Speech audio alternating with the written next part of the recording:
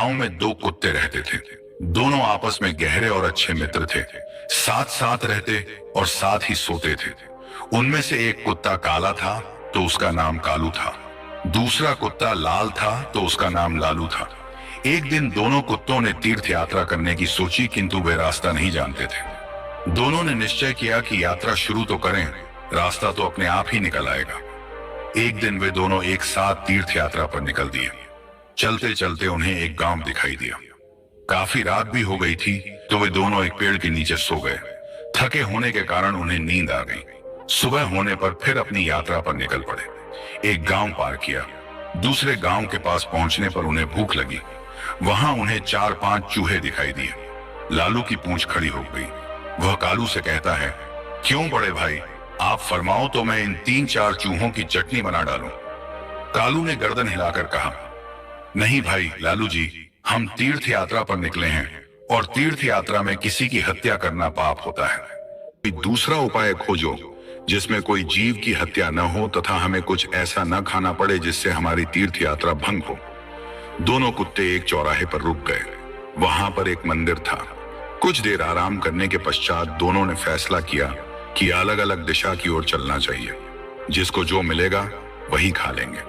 एक साथ चलेंगे तो दोनों में से किसी का भी पेट नहीं भरेगा। कालू और लालू दोनों अलग अलग दिशा में निकल गए। जाने से पहले उन्होंने तय कर लिया कि वे वापस आकर इसी जगह पर मिलेंगे। लालू कुत्ता चलते चलते एक गांव में जा पहुंचा। वहां एक दयालु पंडित रहता था। वह पूजा पाठ करके भोजन करने ही जा रहा था। उसकी पत्नी ने उसके लिए भोजन की थाल तैयार कर रखी थी।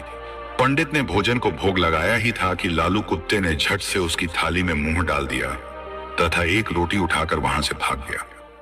पंडित ने ईश्वर का नाम लिया और हाथ धोकर उठ गया। पंडित ने अपनी पत्नी से कहा, बेचारे यह गंडक जी भी कितने भूखे हैं, सो आप यह भोजन की थाली इन्हें ही खिला दीजिए। पंडित की पत्नी गुस्से में होकर बोली, आप यह क्या कह रहे हैं? इस गंडक जी को यह थाली, इसमें कितने अलग अलग पकवान हैं। 2 तरह की सब्जी, अचार, दही, खीर, पूरी। पंडित दया भाव से बोला, तुम ठीक कहती हो, पर यह बेचारे भी भूखे हैं। आप तो यह थाली इन्हें ही दे दीजिए। सोच लो कि यह थाली इनके ही भाग्य में लिखी थी। इसके पश्चात पंडित ने लालू कुत्ते को खूब पेट भरकर भोजन करवाया। लालू ने उस पंडित खूब दुआएं दी। उधर कालू कुत्ता एक किसान के यहाँ पहुंचा। किसान अपने खेत में चक्कर लगा रहा था और जंगली जानवरों को खेत से बाहर निकाल रहा था। किसान की पत्नी खाने की थाल रख कर गई थी। थाल में भिंडी की सब्जी थी और बाजरे की रोटियां थीं। खेत का काम पूरा करके वह थाल खोलकर खाना खाने को तैयार हुआ ही था कि कालू ने तुरंत ही उसके भोजन में मुंह डाला और थोड़ी सी रोटी का टुकड़ा तोड़कर भागा। किसान एकदम से गुस्से में आ गया और खड़ा हो उठा। उसकी आंखें अंगारों की तरह लाल हो गईं। उसने अपनी लाठी उठाई और गाली देते हुए उसने लाठी से इतनी जोर से वार किया कि कुत्ते की कमर टूट गई। वह पीड़ा से चिल्लाने लगा।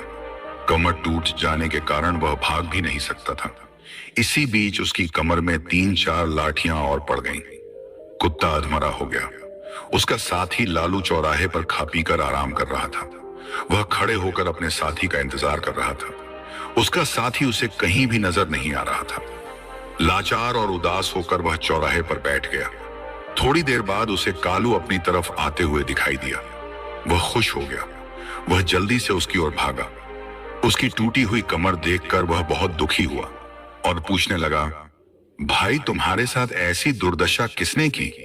कौन पापी है जिसने एक रोटी के लिए तुम्हारी कमर ही तोड़ डाली? कालू की आंखें भर आईं। उसने पीड़ा से कराहते हुए सारी बात लालू को कह सुनाई और कालू क्रोध तथा दुख में डूबकर बोला, मैं उससे अपना बदला जरूर लूंगा। उस किसान को बताऊंगा कि खुद की कमर टूटती है तो कैसा लगता है। लालू भी बोला, मुझे भी उस पंडित का कर्ज चुकाना है। उसने मुझ पर कितनी कृपा की है। मैं रोम रोम से उसे आशीष देता हूँ। इसी प्रकार बातचीत करते हुए दोनों कुत्तों ने अंत में यह निश्चय किया कि उन्हें प्राण त्याग देना चाहिए तथा प्राण त्यागने के बाद उनके घरों में जन्म लेना चाहिए। इत्तेफाक से न तो किसान के घर कोई पुत्र था और न ही पंडित के। दोनों कुत्तों ने मंदिर के आगे जाकर अपने अपने प्राण त्याग दिए। एक ही पल में दोनों मृत्यु को प्राप्त हो गए। कुछ समय पश्चात कालू ने किसान के घर जन्म लिया। किसान बहुत खुश था, किंतु उसकी खुशी अगले ही दिन विलुप्त हो गई। घर में इस पुत्र के जन्म होते ही उसकी पत्नी अस्वस्थ रहने लगी। उसका बैल मर गया। पहले जन्मदिन पर किसान के हरे भरे खेत को जानवर ने तहस नहस कर दिया। दूसरी तरफ पंडित के घर भी पुत्र का जन्म हुआ। पंडित और उसकी पत्नी बहुत खुश थे। कुछ समय बाद पुत्र के बड़े होते ही राज दरबार में पंडित का पद ऊंचा हो गया। पंडित ने राजा को एक युद्ध में जीत की बात बताई। 1-2 दिन बाद राजा युद्ध जीत गया। इससे खुश होकर राजा ने पंडित को राज पंडित नियुक्त कर दिया। उसे अपार धन तथा एक महल भेंट किया। जैसे जैसे पंडित का बेटा बड़ा होता गया, वैसे वैसे वह भी पिता के समान तेजस्वी निकलता गया। उसने छोटी सी उम्र में सारे शास्त्रों का अध्ययन कर लिया। वह बड़े बड़े विद्वानों और पंडितों को शास्त्रार्थ में हरा देता था। इससे पंडित के जीवन में 4 चांद लग गए थे। उधर दूसरी तरफ किसान का बेटा नकारा निकला। वह बात बात पर अपने बाप को गालियां देता था, उसे डांटता था। वह जुआ खेलकर बचे कुचे धन को भी उड़ाने लगा। किसान बहुत ही दुखी हो गया था। उसे कुछ समझ में नहीं आ रहा था। आखिर अंत में उसने सोचा कि इसको सुधारने का कोई उपाय करना चाहिए। इस तरह विचार करते हुए वह एक बुद्धिमान व्यक्ति के पास पहुंचा। उसने उसके सामने अपनी समस्या बताई। बुद्धिमान आदमी बोला, किसान, तुम इसकी शादी कर दो। शादी की नकेल अच्छों अच्छों को सीधा कर देती है। किसान ने तुरंत घर जाकर अपनी पत्नी को बात बताई। उसने अपने बेटे की शादी करने की सोची। वह लड़की की तलाश करने लगा। दूसरी तरफ पंडित का विचार भी अपने बेटे की शादी करने का हुआ। उसने भी अपने बेटे के लिए लड़की की तलाश की। कुछ दिनों बाद पंडित के बेटे का एक कन्या से विवाह हो गया। उसके बेटे की पत्नी भी सुखी थी। उसके आते ही घर को स्वर्ग बना दिया। उसके बाद किसान ने भी अपने पुत्र का विवाह करा लिया। शादी बड़े अच्छे से हो गई। शादी के अगले दिन ही उसका बेटा अचानक चल बसा। उसकी पत्नी रोने लगी। किसान बेहोश हो गया। होश में आते ही वह दीवार से सिर मार मार कर रोने लगा और चिल्लाने लगा, हाय मेरा बेटा मेरी कमर तोड़कर चला गया। पंडित का बेटा उसी गांव में कथा कह रहा था कि इस संसार में जो जैसा कर्म करता है उसे वैसा ही फल प्राप्त होता है। अगर आपने किसी निर्दोष के साथ गलत किया है तो उसका फल आपको अवश्य मिलेगा। कर्म आखिर में सामने आता ही है। कहते हैं कि जैसा बोओगे वैसा ही काटोगे। जल्द ही या बाद में ब्रह्मांड आपको वह परोस देगा